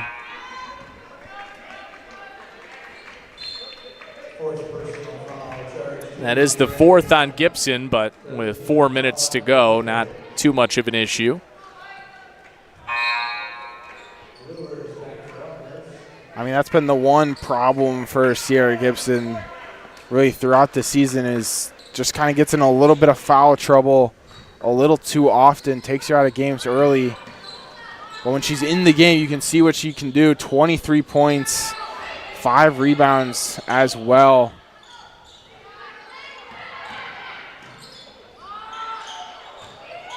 That's an air ball. Johnson at an offensive rebound. Gibson comes away with it, but stolen right back by Millikin.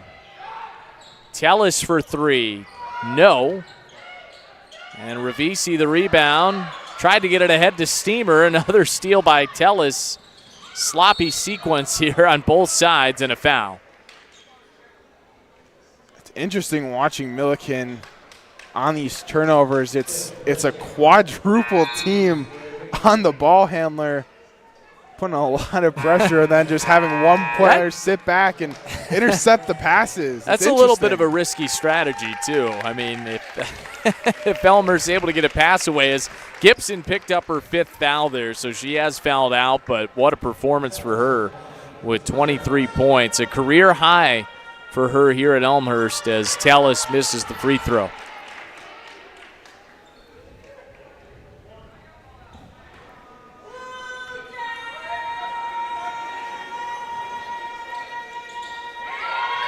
Both miss. Johnson had the rebound, but then landed on the baseline, so it's right back to Elmhurst.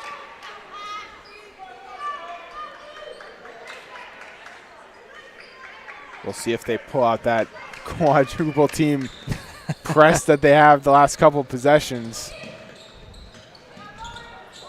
Bukata able to get some space for Ravisi. Steamer kicks out as Ravisi puts it up, and she's fouled. 2 free throws to come for Jacqueline Ravisi. This has been great ball movement really throughout the whole game for this Blue Jays team. Kicking it to the open shooter, and then that player just finding some way, somehow to score. Elmhurst 58% from the field tonight, doing a great job just getting high efficiency shots to go in. Missed free throw there from Ravisi. How many times do you have a game where you shoot a higher percentage from the field than the free throw line? That's been the story tonight for the Blue Jays. 58%, but they're now 9 for 18. So 50% at the free throw line, but 58% from the field. I mean, it helps when your opponent doesn't do too high at the free throw line either. Millikin 10 for 17. And it has not been a great night for the Big Blue, as there's another block for Sierra Steamer, getting it done on the defensive end, her 4th of the night. I mean, you can just see what she can do on the defensive side with her size, commanding. Tellis hits the baseline jumper. She's got 10 points now. And a timeout taken by Coach Tucker with 2:41 to play and a 19-point lead.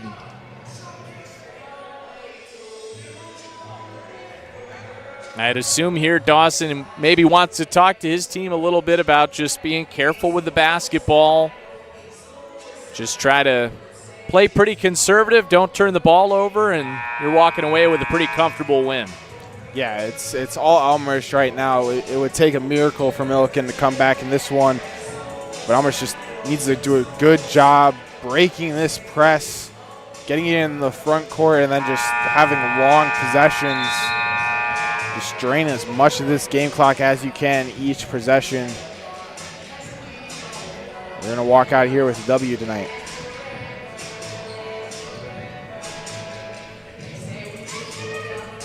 It'll be Ravisi to inbound.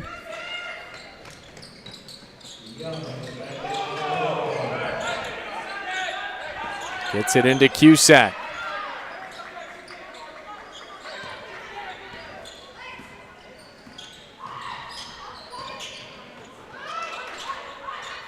Lures down to Steamer. Doesn't go, but an offensive rebound and the putback.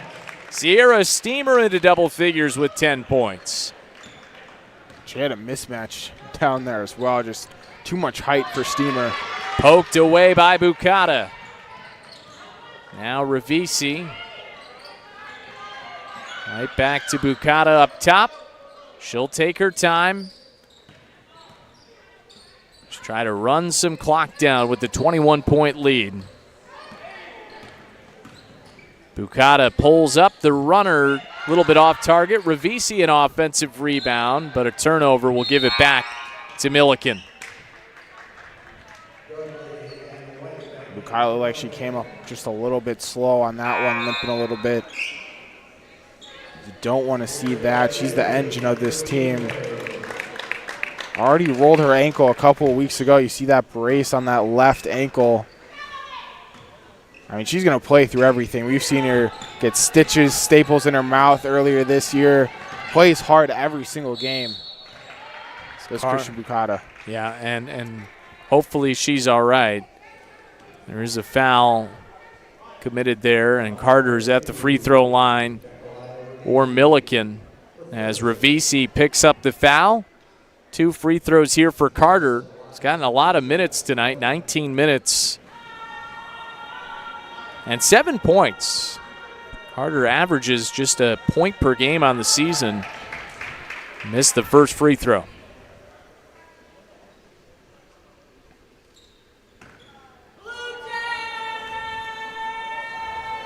Second free throw. That one does fall. So back to a 20-point ball game.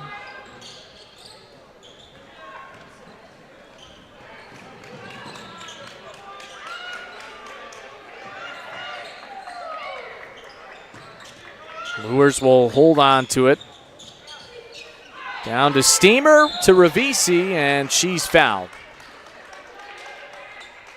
Watch this pass from Sierra Steamer. Right in between the double team, behind the back. Over the shoulder pass. Beautiful. That's an underrated part of Steamer's game. She has just 1 assist tonight, averages just over 1, but you know, you can see a lot of times she makes some really smart passes out there. Good vision on the floor.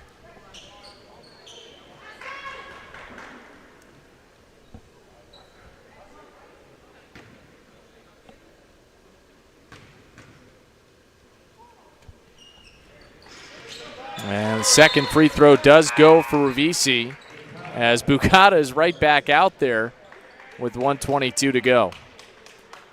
Yeah, she's played 37 minutes, too. Really rarely going to the bench. Her and Rowan Cusack play basically every minute for this team. Millikin rolling the ball up with 1:21 to go. So the clock didn't run there. So that one in and out, tipped right back to Carter. Now White launches a 3. Might have been partially blocked. They tried to save it, and it ends up with Bukata.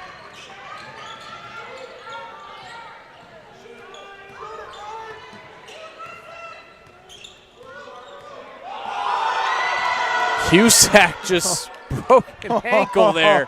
What a move to Bukata, and one. What a sequence, and everybody going nuts here in Elmhurst. Cusack with the nasty crossover, and then Bukata with an and one. Man. I mean, if that doesn't tell you the story of the night, I don't know what does. Chance to get to 80, and they do it. Second time this season the Blue Jays have scored 80 points in a CCIW game. Just a dominant performance by the Blue Jays. So there's 2 more for Millikin. Had a 5-second difference between the game clock and the shot clock.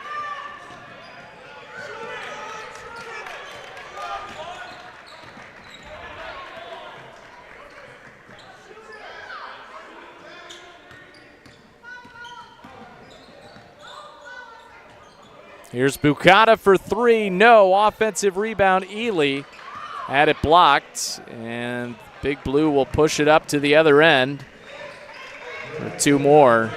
80-60 with 7.4 to play. And the Blue Jays can dribble out the final seconds of a 20-point win on their home floor.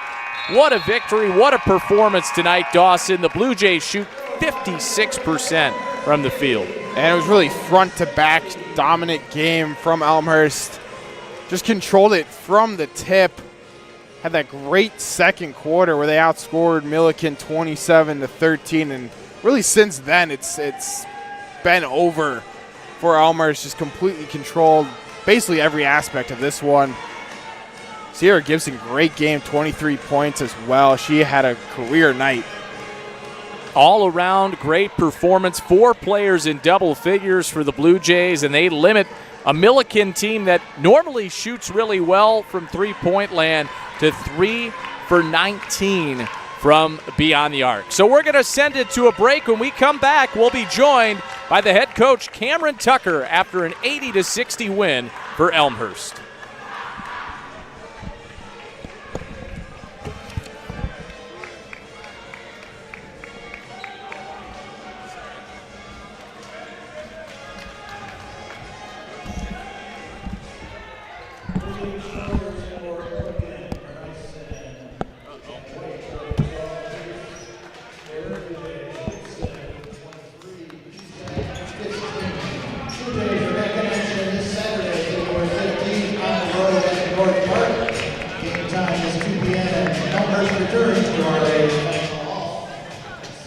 All right, welcome back to R.A. Bagnall Hall. We're now joined by the head coach, Cameron Tucker, after an 80-60 win for the Blue Jays tonight. And, Coach, just a really strong performance. What were your takeaways? Well, I thought we were resilient throughout the game. We lost to MC there. Hopefully she's okay, but something popped in her shoulder. So losing her 4 minutes in, and then we got some foul trouble. So really in that second quarter, it was our bench that really showed up. So Kai Ravizzi, she's been out for a month and a half, and for her to come in, and I was hoping to get her a minute here and there, and she came in and brought a lot of energy. Hardy hit some threes off our high ball screen there to kind of break this open for us, and then we kind of maintained and kind of crept it up. Gibby had some great scores there down the stretch. So I thought this was a great team win, 1-18. I'm really proud of our group. Yeah, you mentioned that second quarter. You outscored Millikin 27-13. Yeah. Was that maybe your best quarter of the year? One of them for sure on the offensive end. On the defensive end, we've had some really good quarters. But no, that was good, and that was a lot of the people coming in from the bench to make that happen. I think at one point we were playing 5 guards out there at one time, and for us to survive that, not only survive it, but thrive through that was really special for our team to see. You mentioned Sierra. She had 23 points. That's a career high for her at the Division III level, and she seems to have just taken her game to a different level over these last 4. She's had 18 points or more in all of them. What have you seen from her that's allowed her to play so much better here down the stretch of the season? One of the big things for us is finding ways to get her in space because she's so good one-on-one. I don't know that there's anybody that's faster than her in the league. So if we can get her in space, she does really, really well. And she can go right hand, left hand. She's got a nice little spin back. If you overplay, her drive, she spins back on you. So she's a very versatile player. We just need her to hit some free throws. I think 3 for 6 there, but that was about what her team was. But she's a great defender too. So the one thing that's kind of been her bugaboo all year is the foul trouble. And so we got to keep her out of foul trouble so that we can keep her on the court so that she can keep scoring for us. Well, you mentioned that was maybe the one down spot was the free throw shooting. How many games have you had in your career where you shot better from the field than the free throw line? Yeah, not too many. Hey, I'll take the win as long as we can do it. But that and the offensive boards for Millikin is concerning, and that's been something for us all year long. We've just not been able to turn that switch on the box outs and making sure that the other team's not getting rebounds. So if we can clean that up and clean our turnovers up, I really like this crew as we try to make a run here, not just to make the tournament, but make a run in the tournament. And, Coach, a huge win, 20-point win over a team that had a winning record, 4th place in the conference right now. How much does this build confidence going down the stretch for your team? I hope it does. We've now beaten 3 of the 4 teams that beat us the first time around. So second, Wheaton, Rowan got hurt a little bit, and we weren't able to get that one out. But everybody else, we've played really well. We were beat by 37 by Illinois Wesleyan, and then we got beat by 3. So we're on the right track. I wish we had a few more games here to keep figuring it out, but I'd rather be peaking now heading into the tournament than any time else. Absolutely, and this team played really well tonight. Huge win. Coach, thanks so much for the time. Thank you. That'll wrap it up here from Elmhurst. The Blue Jays win it 80-60 over the Millikin Big Blue. Thanks to my partner, Dawson Wells, our producer, Gabe Martin, as well, as that'll wrap it up here from R.A. Bagnall Hall. A 20-point win for the Blue Jays. Thanks for tuning in and enjoy the rest of your night.